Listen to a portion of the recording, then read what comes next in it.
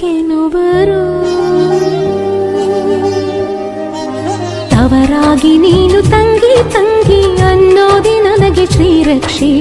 ಎದೆಯಾದಿ ನೀನು ಹೆಗಲಾದಿ ನೀನು ಭ್ರಾತೃದೇವೋ ಭವ.